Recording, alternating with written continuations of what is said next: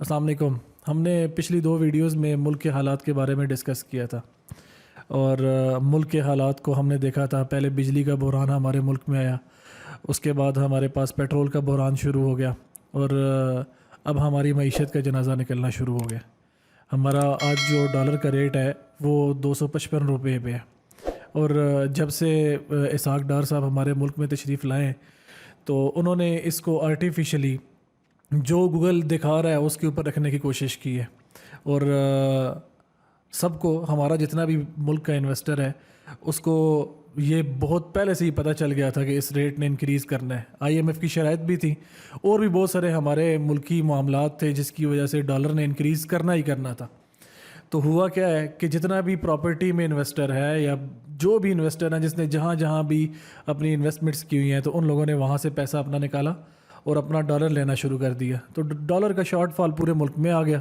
تو جہاں پر پہلے بجلی کا شارٹ فال تھا، اب جو ہے وہ ڈالر کا شارٹ فال شروع ہو گیا ملک میں۔ اور جب ایک چیز کی ڈیمانڈ زیادہ ہو جاتی ہے، اس کی جو ہے اویلیبلٹی مارکیٹ میں کم ہو جاتی ہے، تو اس کا ریٹ خود بخود ہی انکریز کرنا شروع کر دیتا ہے۔ اور دوسرا، آئی ایم ایف کی شرائط بھی کچھ ایسی تھی کہ اب یہ ڈالر جو ہے وہ اس سے بھی اوپر جانے کے چانسز ہیں، اور ہمارا ملک اور ہمارے لوگ تو یہ تو موقع پرست لوگ ہیں۔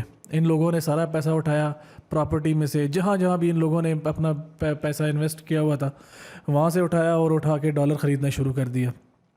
تو کیا ہوا کہ ڈالر ہمارا جو ہے وہ اس کی جو پرائس ہے وہ آج 255 تک پہنچ چکی ہے، اور یہ ایسے ہی انکریز اگر کرتا گیا تو ہمارے ملک کا کیا بنے گا۔ بحیثیت قوم ہم لوگ اس ٹائم پہ بے حس ہو چکے ہیں۔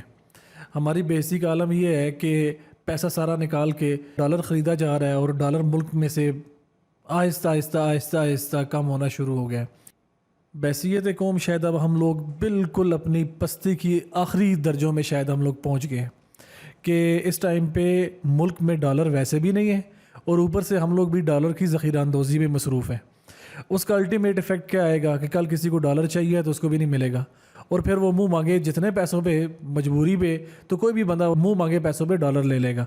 تو یہ کیا ہوگا، ڈالر کا ریٹ انکریز کرنا شروع کر دے گا۔ نقصان کس کا ہوگا؟ نقصان ہمارا ہوگا، ہمارے ملک کا ہوگا۔ شاید مجھے ایسے لگتا ہے کہ ہم لوگ ایک پاکستانی قوم بن کر رہنا ہی بھول چکے ہیں، کہ ہمیں کوئی احساس نہیں ہے کہ ایک قوم کی کون کون سی کوالٹیز ہوتی ہیں۔ جب کرائسس کی پوزیشن آتی ہے تو ایک جو قوم ہے، جو منظم قوم ہے، وہ کس طرح سے ریئیکٹ کرتی ہے۔ آج ہمارا ریئیکشن بالکل اس کے الٹ ہے۔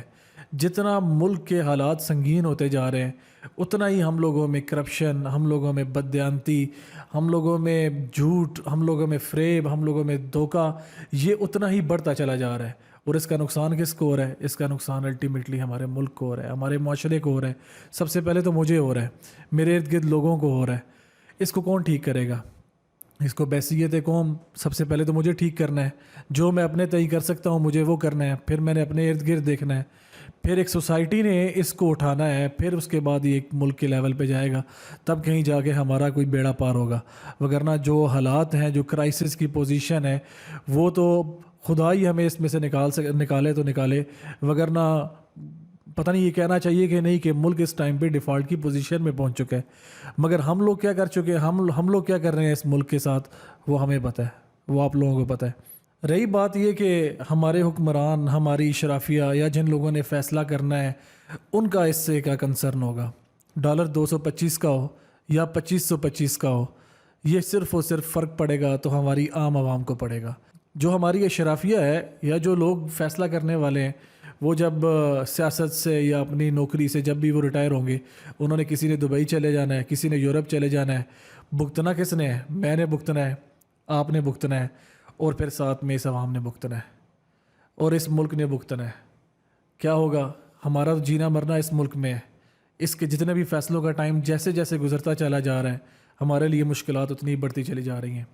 یہ مشکلات مجھے فیس کرنی پڑیں گی، آپ کو فیس کرنی پڑیں گی، آپ کی اولاد کو فیس کرنی پڑیں گی، ہمارے آنے والے لوگوں کو یہ فیس کرنی پڑیں گی، ہمارے آنے والی پشتوں کو یہ فیس کرنی پڑے گی، اور ہمیں یہ ابھی سے اس کا کوئی نہ کوئی تدارک کرنا پڑے گا۔ ہمیں اٹھنا پڑے گا، ہمیں باہر نکلنا پڑے گا، ہمیں اپنا حق خود لینا پڑے گا، وگرنہ کوئی اور ہمیں آ کے اپنا حق نہیں دے گا۔ جس کا یہ مسکن نہیں ہے، جس کا یہ ملک نہیں ہے، جس کا یہ ادارہ نہیں ہے، وہ کبھی بھی اس کے لیے پین نہیں لے سکتا۔ پین ہمیں لینی پڑے گی، مگر وہ کسی لیڈر کے بغیر نہیں ملتی۔ آج کل تو لیڈر بھی ہمیں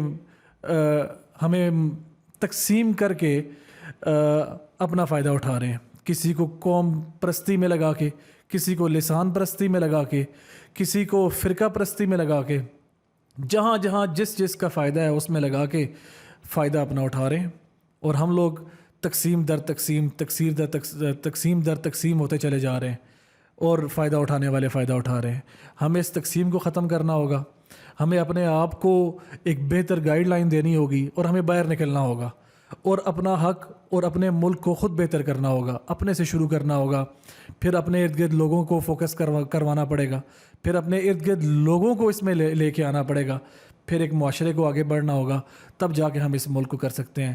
وگرنہ یہ مایوسی، یہ ناانصافی اور یہ جو ڈپریشن ہے، یہ ہم لوگوں میں ایسے ہی بڑھتی چلی جائے گی، اس کا الٹیمیٹ ایفیکٹ بہت نقصان دہ ہوگا، نہ ہم اس کو بیئر کر پائیں گے، نہ ہمارا آنے والا مستقبل، اور نہ ہی یہ پاکستان، نہ ہی یہ ملک اس کو برداشت کر پائے گا۔ اس کو کس طرح سے لے کر چلنا ہے، یہ ابھی ہمیں دیکھنا ہوگا، وگرنہ داستان تک نہ ہوگی داستانوں میں۔ سی یو ان نیکسٹ ویڈیو۔